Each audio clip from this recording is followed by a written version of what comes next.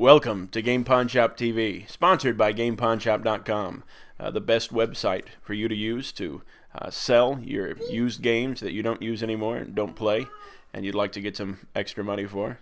And you can buy games as well through our eBay website, so we hope that you will check that out. On tonight's episode, we'll be looking at the new Nintendo 3DS. We'll be doing a complete and total unboxing, and we'll have an exclusive interview with Barbara Gordon, the Batgirl.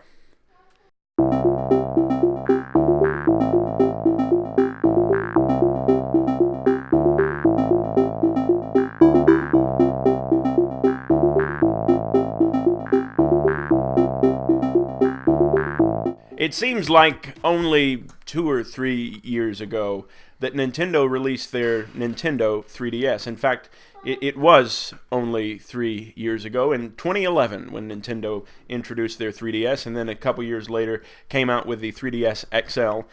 And just this past week in Japan, they've released an all-new iteration. The new Nintendo 3DS. Yes, that's right, the new Nintendo 3DS. I would have personally preferred the Super Nintendo 3DS, but they went with the new one. I think someone needs to be replaced in the Nintendo marketing department after their Wii U debacle, and now the new Nintendo 3DS. Anyway, we're going to be looking at this today, doing a complete unboxing, showing you a little bit about how it works. So, if you would join me as we begin this quest, we're going to take a look at what this little bad boy has to offer.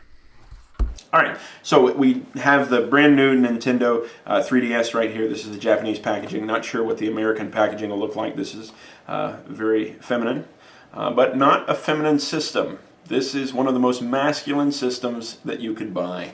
So we're going to take a look inside here. There are our manuals. And it comes with the same AR cards that came with the original 3DS. And we also have a faceplate, and one of the unique features of the new Nintendo 3DS is the changeable faceplates. And here we have the system itself. And you can see right here that the faceplate obviously needs to be added, and so we will snap that on maybe. And now it looks a little more natural. You can see here it is about the same size as the original. There's also an XL version. This is the normal, the smaller version. We have our normal circle pad and regular D-pad, and then we also have a small circle pad up here in the corner. You can see that. We have the 3D lever over here on this side and the volume over here. The buttons you can see mirror the Super Famicom buttons if you are familiar with that. You can also see they have a new placement for the 3DS cartridge down here on the bottom. We also have the power button down here, and then a nifty stylus as well down here on the bottom. On the back, we're down to just buttons and an AC adapter. And so the cartridge is now on the front. The SD card, if I'm not mistaken, is inside and requires a screwdriver to remove. So that is an unfortunate move. But on the whole, it looks very similar to the original. And the screen's a little shinier, looks a little nicer. So we're going to turn it on right now and take a look. Well, you know what? Maybe we're not going to turn it on because the battery's dead. So if you would just hold on for a minute, I'm going to charge this and then we'll see what we can do. And we're back. Now, I'm glad that I had that issue because it reminded me that the new Nintendo 3DS does not come with an AC adapter. And I guess they're hoping that anybody who buys it already had a 3DS. But anyway, the Japanese, when that may change, obviously, whenever the Americans release next year. But as of right now, it will not have an AC adapter. So I had to use a 3DS AC adapter in order to charge it. So we'll turn it on and you can take a look. As you can see, it is the exact same as the original 3DS. Although the screen does look a little better, seems to have a little more of a shine to it. And so it is a little bit nicer in that regard, but pretty much the exact same what you're getting. You are getting a better CPU, and so there are some games that they've already announced will only run on the new 3DS, such as Xenoblade Chronicles, which will be coming out next year. But other than that, it looks the same. We're going to have a very similar look. And so real quick, we'll pull up Dragon Quest VII, a game that has not been announced for the United States, but which is phenomenal. And we'll take a look at it here.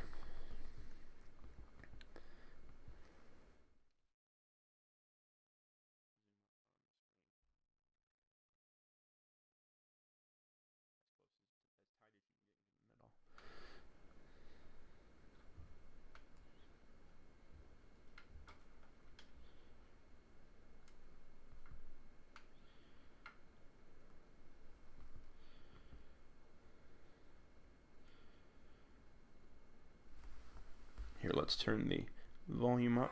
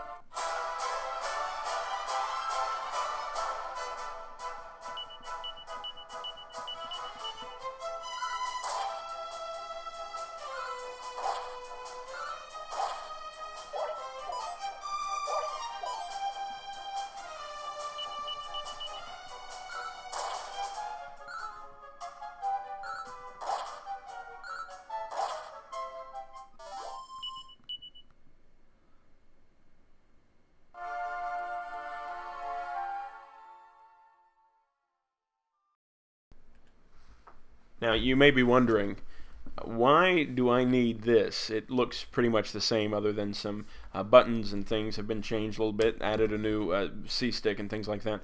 A couple other things that they've added, which add a little bit of value, is the 3D is better. And in fact, it has a motion tracker now, so that it can tell where your head is. And as you move around, if you use the old 3DS, one of the issues that people had was if you got off just a little bit your head, you weren't viewing it directly on, the 3D would mess up. That's no longer the case. It does a much better job of keeping track of where you're at and of keeping the 3D effect there. Also, this has a built-in NFC reader, and so the new Nintendo Amiibos that are coming out at the end of the year, you'll be able to place those on and use those as well. And I'm not sure if Smash Brothers for the 3DS will support that or not, but certainly Smash Brothers for the Wii U will support that. Other than that, it's pretty much the same. It is a lot more powerful, and there's definitely some upgrades.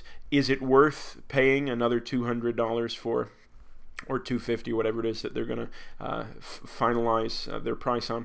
Well, that just depends on you. If you're a big 3DS player, then certainly it might be something worth doing. And hey, why don't you, when it comes out, you can send your old 3DS into us, and we'll pay you top dollar for it, and then you can use that money to buy a brand new 3DS.